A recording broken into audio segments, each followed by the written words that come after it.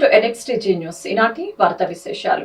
అవగాహన రాహిత్యంతో Chandrababu land titling act పై అబద్దాలు వల్లించడం సిగ్గుచేటని CM Jagan వ్యాఖ్యానించారు. జగన్ భూములు లాక్కుంటున్నాడంటూ దుష్ప్రచారం చేయడం ఆయన దిగజారుడు రాజకీయాలకు నిదర్శనమని ఆగ్రహం వ్యక్తం చేశారు. పేదలకు భూములిచ్చేది జగన్ అయితే లాక్కునేది చంద్రబాబు అనే విషయం అందరికీ తెలుసునని పేర్కొన్నారు. ల్యాండ్ టైటిలింగ్ యాక్ట్ రైతులు ఎవరి చుట్టూ తిరగవలసిన పని ఉండదు. భూ తగాదాలకు శాశ్వత పరిష్కారం చూపేందుకు 10 ఏళ్ల తర్వాత భూముల రీసర్వే చేపట్టామని ఆయన వెల్లడించారు. రైతుల భూముల భద్రతకు ప్రభుత్వం బాధ్యత వహిస్తుందని తెలిపారు. ఎలాంటి వివాదం లేని టైటిల్స్ ప్రతి ఒక్కరి దగ్గర ఉండాలన్నది మీ బిడ్డ లక్ష్యమని, అందుకనే టైటిల్ ఇన్సూరెన్స్ కూడా చేస్తున్నా. రిజిస్ట్రేషన్ తర్వాత రైతులకే డాక్యుమెంట్లు అందజేస్తాం. ల్యాండ్ టైటిలింగ్ యాక్ట్ పై అవగాహన లేకుండా చంద్రబాబు మాట్లాడటం దుర్మార్గమని ముఖ్యమంత్రి వైఎస్ జగన్మోహన్ రెడ్డి ధ్వజమెత్తారు. ఎన్నికల ప్రచారంలో భాగంగా శ్రీ సత్య సాయి జిల్లా హిందూపురంలోని అంబేద్కర్ సర్కిల్లో నిర్వహించిన బహిరంగ సభలో సీఎం జగన్ మాట్లాడారు. ల్యాండ్ టైటిలింగ్ యాక్ట్ పై ప్రచారంలో ఉన్న అపోహలని తొలగిస్తూ స్పష్టమిచ్చారు. ఫోన్లు కూడా చేస్తా ఉన్నారు. మీ అందరికీ కూడా IVRS ద్వారా ఫోన్లు కూడా చేసి మీ భూములన్నీ జగన్ లాక్కుంటాడు అని చెప్పి ప్రచారం చేస్తా ఉన్నాడు. నేను అడుగుతా ఉన్నా, ఇంత దిక్కుబాలిన రాజకీయాలు చేస్తా ఉన్న ఈ చంద్రబాబు, నువ్వు అసలు మనిషివేనా అని అడుగుతా ఉన్నాడు మీ బిడ్డ. ఈ సందర్భంగా మీ జగన్, మీ బిడ్డ భూములు ఇచ్చేవాడే కానీ భూములు లాక్కునేవాడు కాదు మీ బిడ్డ. అసలు చంద్రబాబు నాయుడు అడుగుతా ఉన్నా, అయ్యా అసలు నీకు ల్యాండ్ టైటిలింగ్ యాక్ట్ అంటే ఏమిటో తెలుసా చంద్రబాబు అని అడుగుతా ఉన్నా. అసలు ల్యాండ్ టైటిలింగ్ యాక్ట్ అంటేనే దాని అర్థం ఏమిటి అని అంటే, భూముల మీద సంపూర్ణ హక్కులు రైతన్నలకు ఎల్లవేళలా ఉండేట్టుగా ఒక యాక్ట్ చేయడమే, దాన్నే ల్యాండ్ టైటిలింగ్ యాక్ట్ అంటారు చంద్రబాబు. ఫస్ట్ అది తెలుసుకో అని అడుగుతా ఉన్నా. ఈ ల్యాండ్ టైటిలింగ్ యాక్ట్ తీసుకొని వచ్చి ఏ స్థాయిలోకి తీసుకొని పోతామోనంటే, ఆ భూములకన్నిటికీ వివాదాలు ఏదైనా వస్తే ప్రభుత్వం గ్యారంటీ అని చెప్పే పరిస్థితిలోకి తోడుగా ఉండే కార్యక్రమమే ఈ ల్యాండ్ టైటిలింగ్ యాక్ట్ అన్నది ప్రతి ఒక్కరూ కూడా తెలుసుకోమని కోరుతూ, చంద్రబాబు చెప్పే అబద్ధాలు, చంద్రబాబు చేసే మోసాలను ఏ ఒక్కరూ కూడా నమ్మొద్దు అని చెప్పి ప్రతి ఒక్కరిని కూడా ప్రార్థిస్తా ఉన్నా. ల్యాండ్ టైటిలింగ్ యాక్ట్ పై టీడీపీ అసత్య ప్రచారం చేస్తుందని వైఎస్ఆర్సీపీ రాష్ట్ర ప్రధాన కార్యదర్శి సజ్జల రామకృష్ణారెడ్డి మండిపడ్డారు. వ్యవస్థల మీద నమ్మకం పోయే విధంగా వ్యవహరిస్తున్నారని అన్నారు. ప్రభుత్వ అధినేత భూములు మింగేస్తారని చెప్పడం దేనికి సంకేతం అంటూ టీడీపీపై ధ్వజమెత్తారు. అధికారంలోకి రావాలి అనుకున్నప్పుడు చేయవలసిన విమర్శలు ఇవేనా? 14 ఏళ్లు సీఎంగా పనిచేసిన వ్యక్తి మాట్లాడవలసిన మాటలు ఇవేనా? అక్రమాలకు చెక్ పెట్టేందుకు ఈ చట్టం తెచ్చారు. ఇంకా గెజెట్ అవ్వలేదు, చట్టం అమలు అవ్వలేదు, విధి విధానాలు ఖరారు అవ్వలేదు. ఎన్నికల కోసం ఈ రకంగా ప్రచారం చేస్తారా అంటూ సజ్జల మండిపడ్డారు. భూ అక్రమాలకు చెక్ పెట్టడం కోసమే చట్టం ఉద్దేశం. చట్టం తేవటం ఒక విప్లవాత్మక మార్పు. ల్యాండ్ గ్రాబింగ్ చేసింది టీడీపీ. ప్రభుత్వంలో వెబ్లాండ్ పేరుతో చంద్రబాబు భూముల అక్రమాలకు పాల్పడ్డాడు. వెబ్లాండ్ పోర్టల్లో మార్పులు చేసి ఎంతో మంది భూముల్ని ఇబ్బందుల్లోకి నెట్టారు. CRDA పరిధిలోని భూముల్ని డీమ్డ్ మ్యూటేషన్ పేరుతో అక్రమాలకు చంద్రబాబు పాల్పడ్డారు. సాదా బైనామా పేరుతో భూములు కొల్లగొట్టారు. అసైన్డ్ భూముల్ని బలవంతంగా లాక్కున్నారు. అరాచకానికి అడ్డుకట్ట వేసేందుకు జగన్ అడుగులు వేస్తున్నారని సజ్జల పేర్కొన్నారు. ఎడాపెడా తాకట్టు పెట్టుకుంటారు, ల్యాండ్ గ్రాబింగ్ కిందకి పోతుంది అని చెప్పడం ఇంకో దారుణం. రెండు విషపూరితమైనవి. రెండవది, మరి వ్యవస్థల మీద విశ్వాసం పోయే రకంగా మనం సిటిజన్ ఎవరైనా సరే, పౌర సమాజం, ప్రభుత్వం అంటే వాటి పెట్టే నిబంధనలైనా ఇంకోటైనా రూల్స్ అయినా ఫాలో అవుతూ ఉంటాం. ఆ ప్రభుత్వమే మింగేస్తుంది, ప్రభుత్వాధినేతే మింగేస్తాడు అన్న ప్రచారం తీసుకురావడం అంటే ఇంకంతకంటే ఘోరం ఏముంటుంది? అంటే దేన్ని నమ్మాలి అప్పుడు పౌరులు? ఈ క్వశ్చన్ ఎప్పుడు వస్తుంది. ఇది చేసేది ఎవరు? అధికారంలోకి రావాలనుకునే వాళ్ళు, ఓ రాజకీయ పార్టీగా చెప్పుకునే వాళ్ళు, అందులోనూ 14 ఏళ్ళు ముఖ్యమంత్రిగా చేశారని చెప్పుకుని గర్వంగా చెప్పుకుని 40 ఏళ్ళు రాజకీయ జీవితం ఉందని చెప్పుకునే చంద్రబాబు నాయుడు లాంటి ఇంతకంటే ఘోరం ఏమైనా ఉంటుందా? అసలు ఎక్కడికి తీసుకోవాలనుకుంటున్నాడు ఈయన? ల్యాండ్ టైటిలింగ్ యాక్ట్ అది నిజానికి దేనికి వస్తుంది అంటే, అక్రమాలకు చెక్ పెట్టడానికి ఒక ఆదర్శప్రాయమైంది. ఒక కంక్లూజివ్ గా మన ఆస్తి ఏదైనా ఉంటే దాని మీద ఎవడి కన్ను పడకుండా, పడినా ఒక భద్రత దాని చుట్టూ ఉంది, ప్రభుత్వమే గ్యారంటీ ఇచ్చే రకంగా ఒక ఆదర్శప్రాయమైన ఒక చట్టం తయారయ్యే ప్రాసెస్ లో ఉంది. అది ఇంకా చట్టం తయారై గెజిట్ అయింది తప్ప దాని ప్రొసీజర్లు ఇవి కానీ ఏ రకంగా పోవాలని కానీ ఇవి పూర్తి చేసి మళ్ళీ ఇంప్లిమెంటేషన్లోకి రావాలంటే ఇంకొక కండిషన్ ఉంది మనకు పెట్టుకుంది. సమగ్ర భూ సర్వే జరగాల. మనము ఇన్నాళ్ళు జరుగుతూ వచ్చింది పేపర్ డాక్యుమెంట్ మీద బేస్ చేసుకొని ఆస్తి వ్యవహారాలు నడుస్తుంటే, అంటే ల్యాండ్ ఉంటుందో ఉండదో సంబంధంలా డాక్యుమెంట్లో ఉంటుంది. ఫలానా రామకృష్ణారెడ్డికి ఇన్ని ఎకరాల భూమి ఉంటుందని, అలా లేకపోయినా కూడా డాక్యుమెంట్ ఉండొచ్చు, లేదా అందులో తేడాలు ఉండొచ్చు. ఇప్పుడు మారాల్చాలనుకున్నది రియల్ గా నీ భూమి ఎంత ఉందో ఆ భూమికి సంబంధించిన యాక్చువల్ వాస్తవం ప్రతిబింబించేలాగా డాక్యుమెంట్ తయారు చేయడం. అంటే ఇన్స్టెడ్ ఆఫ్ పేపర్ నుంచి భూమి మీదకి పోయేది అది ఎప్పుడు వివాదాలు సృష్టిస్తుంది. ఒకే భూమి మీద 10 రకాల డాక్యుమెంట్స్ ఉంటాయి, ఒకే ల్యాండ్ మీద 2-3 రిజిస్ట్రేషన్లు కూడా జరుగుతున్నాయి. ఈ దీని కాకుండా వన్స్ ఫర్ ఆల్ నీ భూమి, నీ ఆస్తి, ఇమ్మూవబుల్ ప్రాపర్టీ ఏది ఉంటే దానికి సంబంధించినంతవరకు అది అపార్ట్మెంట్ కావచ్చు, ఇంకోటి కావచ్చు, ఇంటి స్థలం కావచ్చు, భూమి కావచ్చు, దీనికి సంబంధించినది వాస్తవమైన దీని నుంచి డాక్యుమెంట్ తయారవుతుంది. ఇది పెద్ద ఒక రెవల్యూషనరీ ఎఫర్ట్, రెవల్యూషనరీ ట్రాన్స్ఫార్మేషన్. ఇది ఏం ఓవర్ నైట్ ఎందుకు అవుతుంది? జై భారత్ నేషనల్ పార్టీ ఆధ్వర్యంలో ఎన్నికల మేనిఫెస్టోను విడుదల చేశారు. ఈ సందర్భంగా గుంటూరు పశ్చిమ నియోజకవర్గం ఎమ్మెల్యే అభ్యర్థి చెరుకుపల్లి జోషి రంగనాథ్ మీడియాతో మాట్లాడారు. అప్పు, అవినీతి, డ్రగ్స్, రౌడీజం, పర్యావరణ విధ్వంసం లేని ఆంధ్రప్రదేశ్ గా తయారు చేస్తామని చెప్పారు. ప్రతి నియోజకవర్గం ఒక అభివృద్ధి కేంద్రంగా చేయటమే జై భారత్ నేషనల్ పార్టీ ముఖ్య ఉద్దేశమని ఆయన వ్యాఖ్యానించారు. మా పార్టీ విధి విధానాలు ప్రజలకు తెలియజేసి వారి సమస్యల పరిష్కారానికి కృషి చేస్తామని అన్నారు. ప్రజల జీవితాలలో వెలుగులు నింపేందుకు టార్చ్ లైట్ ఎంతగానో ఉపయోగపడుతుందని తెలిపారు. తమ అమూల్యమైన ఓటును టార్చ్ లైట్ గుర్తుపై వేసి మమ్మల్ని గెలిపించవలసిందిగా కోరారు.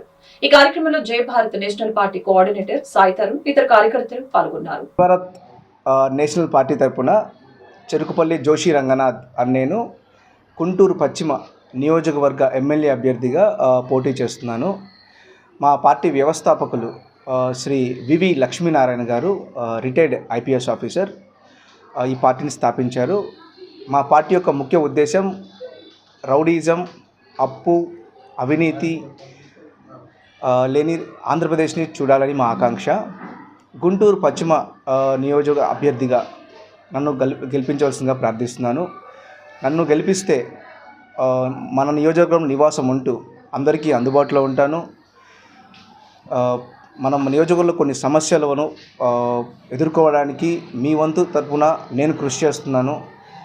మన ఏరియాలో ఉన్న తాగునీటి సమస్యను ముఖ్యంగా శాశ్వత పరిష్కారం కోసం చూస్తున్నాము. అది నేను తప్పకుండా చేసి చూపిస్తాను. మన నియోజకవర్గంలో ఉన్న ప్రతి బస్టాండ్లో, ప్రతి రైల్వే స్టేషన్లో పనిచేసే మహిళలకు వసతి సదుపాయాలు కల్పిస్తాము. అదేవిధంగా ప్రతి గ్రామంలో ఒక డిజిటల్ లైబ్రరీ, ఒక spoken English centre, skill development centre. ఈ ఎన్నికలు 5 ఏళ్ల భవిష్యత్తు.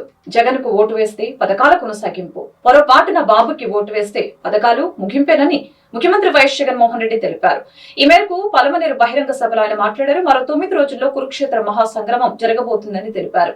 పొరపాటున చంద్రబాబుకి ఓటు వేస్తే కొండ చిలువ నోట్లో తలపెట్టినట్లే. చంద్రబాబును నమ్మితే మళ్ళీ చంద్రముఖి నిద్రలేస్తుంది. 59 నెలల్లో విప్లవాత్మక మార్పులు తీసుకువచ్చాం. 2,70,000 కోట్లు పేదల ఖాతాల్లో వేశాం. లంచాలు, వివక్ష లేకుండా సంక్షేమం అందించాం. 59 నెలల్లోనే 2,31,000 ప్రభుత్వ ఉద్యోగాలు ఇచ్చాం.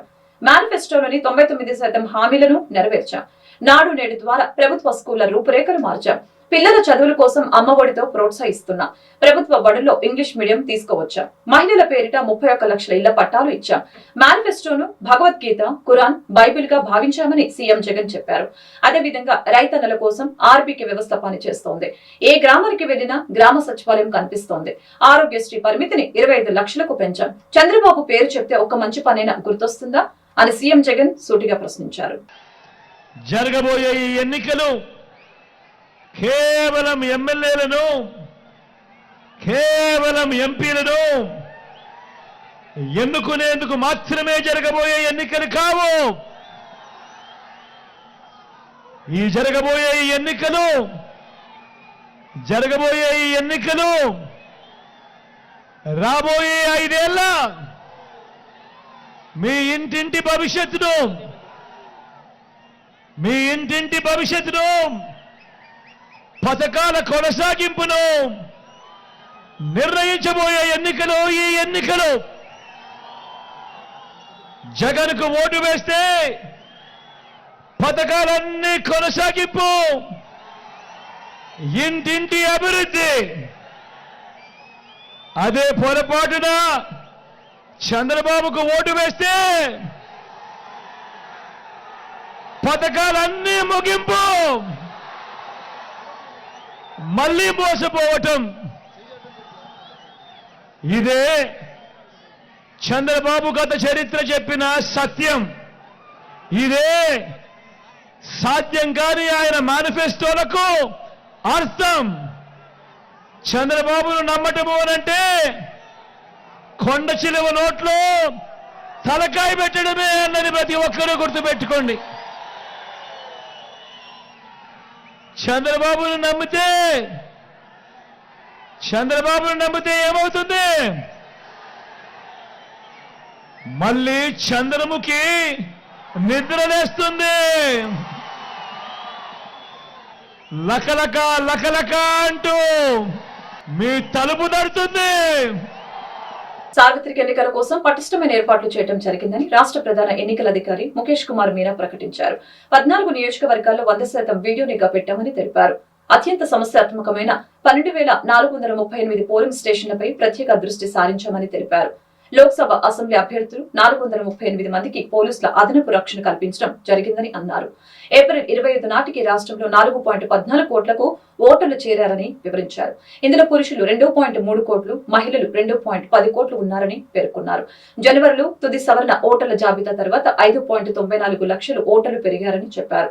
దీంతో పోలింగ్ స్టేషన్లు కూడా 46,389కి పెంచామని వెల్లడించారు. తర్వాత మనకు ఓటర్ లిస్ట్ కూడా ఇప్పుడు ఫైనలైజ్ అయింది, ఫ్రీజ్ అయింది.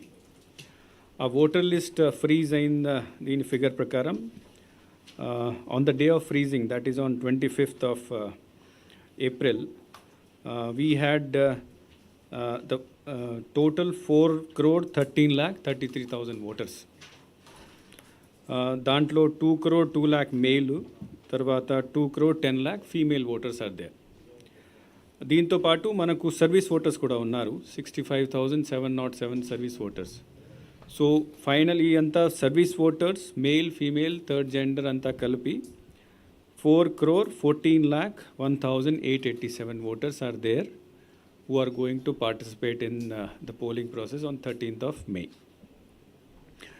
When we మనము ఎలక్టరల్ రోల్ పబ్లిష్ చేసినప్పుడు అంటే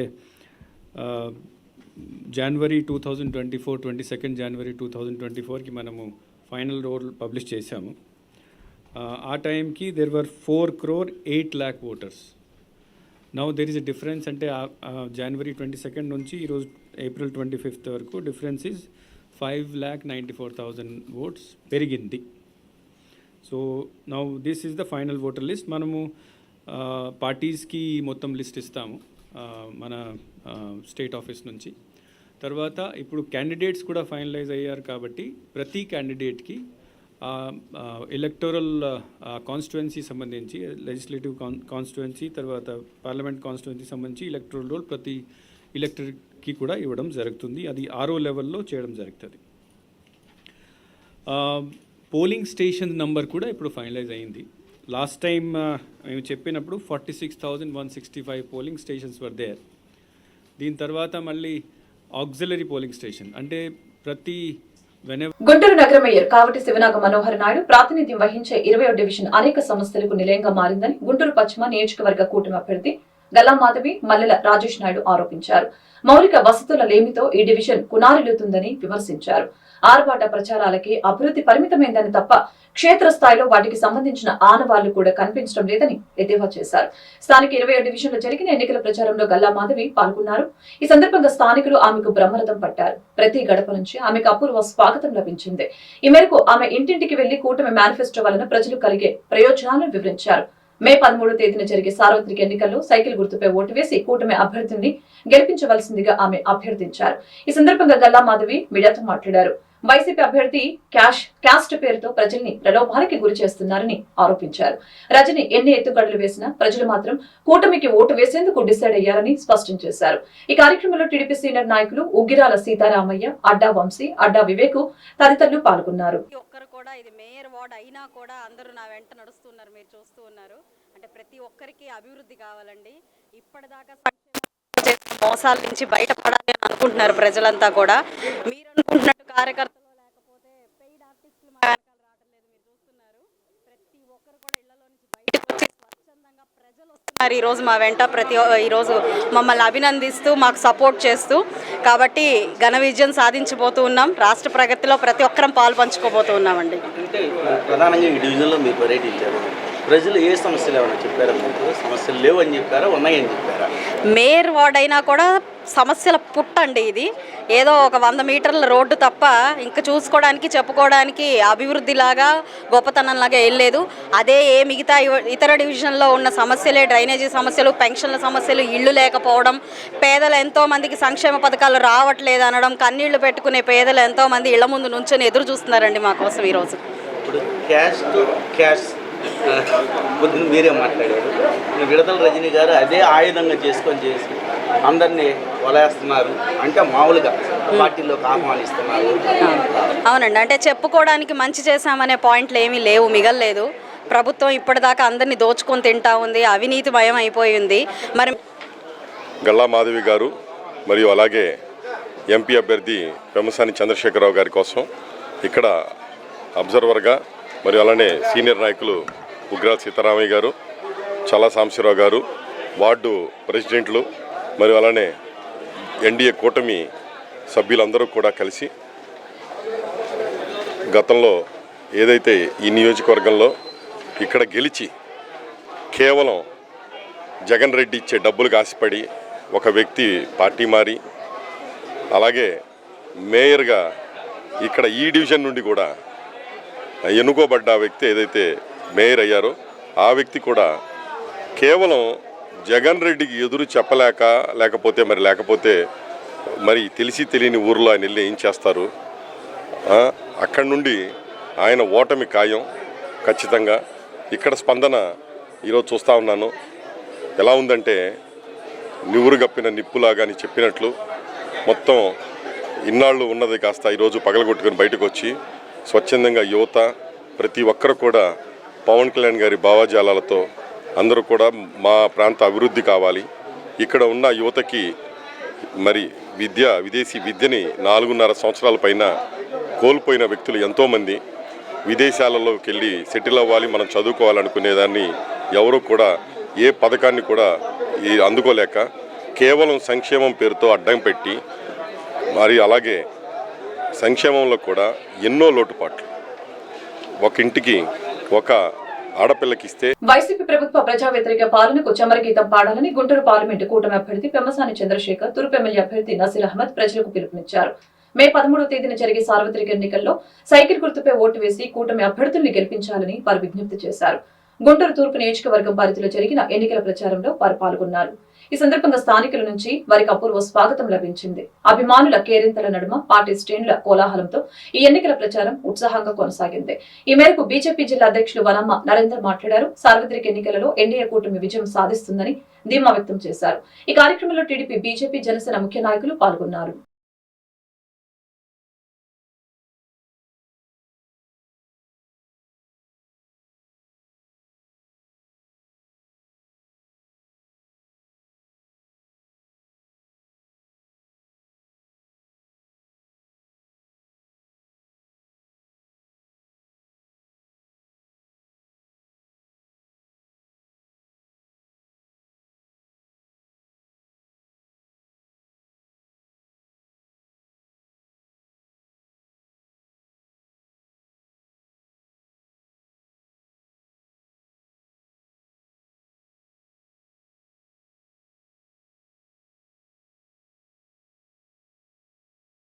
ఈరోజు గుంటూరు నగరంలో ఈస్ట్ నియోజకవర్గంలో నెహ్రూ నగరు, సీతారాం నగరు, ఇజ్రాయల్పేట, ఆర్టీసీ కాలనీ ఏరియాలో గుంటూరు పార్లమెంట్ అభ్యర్థి శ్రీ పెమ్మసాని చంద్రశేఖర్ గారు, గుంటూరు ఈస్ట్ అభ్యర్థి నజీర్ గారు, అట్లానే జనసేన కార్యకర్తలు, నాయకులు, భారతీయ జనతా పార్టీ కార్యకర్తలు, నాయకులందరూ కూడా ఈ ఏరియాలో ఇంటింటికి ప్రచారం చేస్తుంటే బ్రహ్మరథం పడుతున్నారు. ఏదైతే ఆంధ్రప్రదేశ్ అభివృద్ధి చెందాలంటే మోడీ గారి గ్యారంటీ, చంద్రబాబు నాయుడు షూరిటీ, పవన్ గారి వారంటీ అనే ఒక నినాదంతో మేము వెళ్తుంటే ప్రతి ఒక్కరు కూడా మాకు హారతలు ఇచ్చి, ఆడవారు, మగవారు, పిల్లలు అందరూ కూడా బయటకు వచ్చి స్వచ్ఛందంగా మాకు అభివాదం చేస్తున్నారు. ఇక్కడ ఫ్యాన్ గాలి ఎక్కువ వీస్తుంది అనుకుంటుంటే ఆ వీచిన ఫ్యాన్ గాలి కింద పడిపోయి దేనికి పనికి రాకుండా పోతుంది. ఈ యొక్క ఆంధ్రప్రదేశ్లో సైకిల్ రావటం తథ్యం, కమలం వికసించడం తథ్యం. ప్రతి ఒక్క పేద ప్రజలు కూడా మోడీ గారు ఇచ్చిన బియ్యం గురించి, అట్లానే కరోనా సమయంలో ఇచ్చే వ్యాక్సిన్ గురించి, ఉచితంగా ఇస్తున్న గ్యాస్ సిలిండర్ల గురించి, కరెంటు గురించి కూడా వాళ్ళే స్వచ్ఛందంగా వచ్చి మాకు చెబుతున్నారు. తప్పనిసరిగా త్రిమూర్తుల కలయిక ఏదైతే అంత పవిత్రమైనదో, త్రివేణి సంఘం ఎంత పవిత్రమైనదో, ఒక అమ్మవారి చేతిలో త్రిశూలంగా 3 స్థూలాలు ఎట్లా ఉంటాయో వీటన్నింటినీ కూడా చంద్రబాబు నాయుడు గారు, పవన్ కళ్యాణ్ గారు, మోడీ గారు కలిసి ఈ ఆంధ్ర రాష్ట్రాన్ని అభివృద్ధి చేయడం కోసం, ఈ యొక్క రాక్షస పాలనని అంతం చేయడం కోసం కూడా పనిచేస్తున్నారు. ప్రతి ఒక్కరూ కూడా సైకిల్ గుర్తు మీద ఓటు వేసి గెలిపించాలని మరీ కోరుకుంటున్నాము. ఆయన 144 సార్లు బట్ట నొక్కి ఈ యొక్క చేతి వేళ్ళు అరిగిపోయి పేదవాళ్ళ జీవితాలను కూడా చిందాభిద్దం చేశారు. కానీ మేము కోరుకునేది ఒకటే, మే 13వ తారీఖున మీరందరూ వచ్చి స్వచ్ఛందంగా ఈ 2 వేళ్లతో 2 బటన్లు సైకిల్ గుర్తు మీద ఓటు. గంజాయి పొగాకు తేడా తెలియకుండా నజీర్ అహ్మద్ మాట్లాడడం హాస్యాస్పదంగా ఉందని గుంటూరు తూర్పు నియోజకవర్గ వైసీపీ ఎమ్మెల్యే అభ్యర్థి నూరి ఫాతిమా వ్యాఖ్యానించారు. నజీర్ అహ్మద్ కూడా పొగాకు వ్యాపారం చేసుకోవచ్చని, అవసరం అనుకుంటే ఆయనకు వ్యాపారం మెలకువల్ని నేర్పుతామని ఆమె సలహా ఇచ్చారు. టీడీపీ పాలనలోనే గంజాయి విక్రయాలు విచ్చలవిడిగా జరిగాయని ఆరోపించారు. ఓటమి భయంతో నజీర్ అహ్మద్ అసత్య ప్రచారాలు చేస్తున్నారని మండిపడ్డారు. స్థానిక 2 డివిజన్లు జరిగిన ఎన్నికల ప్రచారంలో నూరి ఫాతిమా మాట్లాడారు. ఈ సందర్భంగా స్థానికులు ఆమెకు బ్రహ్మరథం పట్టారు. ప్రతి గడప నుంచి ఆమెకు అపూర్వ స్వాగతం లభించింది. ఈ మేరకు ఫాతిమా ఇంటింటికి వెళ్లి ఈ నెల 13న జరిగే సార్వత్రిక ఎన్నికల్లో ఫ్యాన్ గుర్తుపై ఓటు వేసి వైసీపీ అభ్యర్థుల్ని గెలిపించవలసిందిగా కోరారు. రాష్ట్ర ముఖ్యమంత్రి వైఎస్ జగన్మోహన్ రెడ్డి అమలు చేసిన సంక్షేమ కార్యక్రమాలు ప్రతి కుటుంబంలోనూ ఆర్థిక భరోసా ఇచ్చాయని గుర్తు చేశారు. ఈ కార్యక్రమంలో 2వ డివిజన్ కార్పొరేటర్ మరి అంజలి సత్యనారాయణ, వైసీపీ ముఖ్య నాయకులు పాల్గొన్నారు.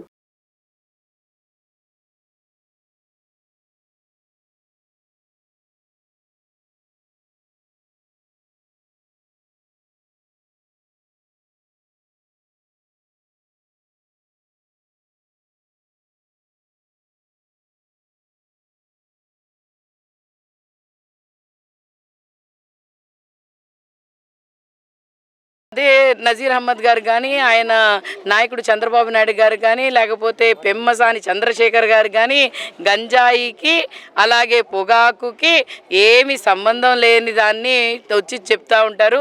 వాళ్ళకి ఏం చెప్పాలో తెలియట్లేదు నిజంగానేంటే. వాళ్ళు ఈరోజు పెమ్మసాని గారు నేను వాళ్ళు చేతులు కత్తిరిస్తాను, వాళ్ళని కొడతాను, చేస్తానంటే రౌడీజాన్ని ప్రోత్సహిస్తున్న ఎంపీ కాని ఎంపీ పెమ్మసాని గారు. మరి అలాగే నజీర్ అన్న, మీరందరూ ఏదేదో మాటలు అంటమే కాదు, అందరూ మాటలు చెప్తూనే ఉంటారు. చేతల్లో చూయించాలి. మీరు మంచి చేయడానికి కూడా చేతల్లో చూయించలేరు. అలాగే మీరు చెప్తున్న బోగాస్ మాటలు వినటానికి చెవుల్లో మేమేమి దూదులు పెట్టుకోలేదు. మా అందరికీ తెలుసు ముస్తఫా గారు ఏంటో, ఈ ప్రభుత్వం ఏంటో, గంజాయి ఏ ప్రభుత్వంలో అమ్మారు అనేది కూడా స్పష్టంగా ప్రజలకి తెలుసు. మీరు ఎన్ని మాటలన్నా ఏవన్నా కూడా ప్రజలు మిమ్మల్ని నమ్మే పరిస్థితిలో లేరు.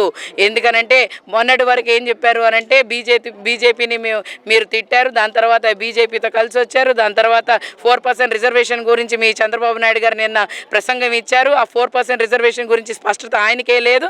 ఆయనేమో 4% రిజర్వేషన్ గురించి చెప్తారు. నిన్న బీజేపీ గారు మీరు అంతగా నిజంగానే మైనారిటీల కోసం మీరు కృషి చేస్తుంటే యూసీసీ, ఎన్ఆర్సీ, సిఏఏ గురించి ఎందుకు మాట్లాడలేదు? అలాగే పక్కనున్న నజీర్ గారు మీరెందుకు మాట్లాడలేదు? మీ నాయకుడితో ఎందుకు చెప్పలేదు? అలాగే మైనారిటీలు అంటే చిన్న చూపు చూసే మీ నాయకుడు పక్కన మీరు ఎలా ఉన్నారు? నిజంగానే మైనారిటీని సిగ్గుచేటుగా మీరు చూస్తున్నారు. అలాగే ఏ వ్యాపారమైనా మీరు ఒక్కసారి తేడాలు చూసుకోవాలి, తేడాలు చూసి మాట్లాడాలి. ఒక్కసారి మీరు మా కంపెనీకి వస్తే. వైద్య ఆరోగ్య రంగంలో సరికొత్త చరిత్ర సృష్టించిన నాయకుడు దివంగత ముఖ్యమంత్రి వైఎస్ రాజశేఖర రెడ్డి అని వైసీపీ డాక్టర్ సెల్ అధ్యక్షులు డాక్టర్ వై షేక్ తెలిపారు. ఈ మేరకు గుంటూరు పార్లమెంట్ వైసీపీ అభ్యర్థి కిలారి రోసయ్య కార్యాలయంలో ఆయన మీడియాతో మాట్లాడారు. ఆరోగ్యశ్రీ 108 లాంటి పథకాలను ప్రవేశపెట్టి పేదల ఆరోగ్యానికి ఎంతో భరోసా ఇచ్చారని చెప్పారు. తండ్రికి తగ్గ తనయుడిగా సీఎం వైఎస్ జగన్ వైద్య ఆరోగ్య రంగాన్ని మరింతగా పటిష్టపరిచారని చెప్పారు. ఆరోగ్యశ్రీలో చికిత్సలు మరింతగా పెంచడంతో పాటు నాడు నేడుతో ప్రభుత్వ ఆసుపత్రి అభివృద్ధికి చర్యలు తీసుకోవడం జరిగిందని అన్నారు. వైద్యులు, ఇతర సిబ్బంది పోస్టులు భర్తీ చేసి సంచలనాత్మక నిర్ణయాలు తీసుకున్నారని ఆయన పేర్కొన్నారు. అలాంటి ప్రభుత్వానికి ప్రజలంతా అండగా నిలవాలని ఆయన సూచించారు. విద్వేషాలను రెచ్చగొట్టి విభజించు పాలించని బ్రిటిష్ వారి సిద్ధాంత ప్రకారంగా జనాల్ని మత ప్రాతిపదిగా కుల ప్రాతిపదిగా విభజిస్తూ విద్వేషాలు రెచ్చగొడుతూ ఆ తదనంతరం అక్కడ జరిగే మత కల్లోలనాన్ని చూస్తూ పైసాదిగా ఆనందం పొందుతున్నారు. ఈ పరిణామ క్రమంలో దేశ అభివృద్ధి ఈ 10 సంవత్సరాల కాలంలో ఎటువంటి అభివృద్ధి చెందలేదు. అన్ని రంగములలో బీజేపీ ప్రభుత్వం విఫలమైనది. ఏ ఒక్క రంగమని కాదు, ప్రతి రంగంలో కూడా బీజేపీ ప్రభుత్వం విఫలం చెందింది. అలాగే మన దేశ జీడిపి కూడా దిగువ స్థాయికి దిగింది. అటువంటి క్రమంలో మన బీజేపీ ప్రభుత్వాన్ని మన రాష్ట్రం ఆంధ్రప్రదేశ్ రాష్ట్రానికి మొట్టమొదటిసారిగా అనే ఆంధ్రప్రదేశ్ తెలంగాణ విడిపోయిన తర్వాత మన ఆంధ్ర అభివృద్ధి చెందాలంటే బీజేపీ ప్రభుత్వం కేంద్రంలో వచ్చేది ఉంది. దాంతో మనం జత కలిస్తే మన దేశం అభివృద్ధి చెందిద్ది, మన ఆంధ్ర రాష్ట్రం అభివృద్ధి చెందిందని గవర్నర్ అయిన చంద్రబాబు నాయుడు గారు బీజేపీ ప్రభుత్వంతో జత కలిపి ఆనాడు టీడీపీ ప్రభుత్వాన్ని స్థాపించినారు. ఆ క్రమంలో బీజేపీ ప్రభుత్వాన్ని టీడీపీ ప్రభుత్వంలో కలిపి వాళ్ళకి మంత్రి పదవులు ఇచ్చినారు. బీజేపీ ప్రభుత్వంలో మోదీ గారి ఆధ్వర్యంలో మనకి రాష్ట్రానికి ప్రత్యేక హోదా ఇస్తూ ఉన్నారు. ఆ తర్వాత పరిణామక్రమంలో హోదాపై ప్యాకేజ్ అన్నారు. ప్యాకేజ్ లేదు, హోదా ఏది లేదు. చివరికి 50 ప్రజల్లో వ్యతిరేకత రాగానే చంద్రబాబు నాయుడు గారు బీజేపీ ప్రభుత్వం నుంచి బయటకు వచ్చి బీజేపీ ప్రభుత్వానికి వ్యతిరేకంగా go back Modi, go back Modi అని నినాదాలు చేస్తూ నల్ల బ్యాడ్జీలు, నల్ల జెండాలు. ఈ వార్తలు ఇంతటితో సమాప్తం. మరొక బులెటిన్ మళ్ళీ కలుద్దాం. నమస్కారం.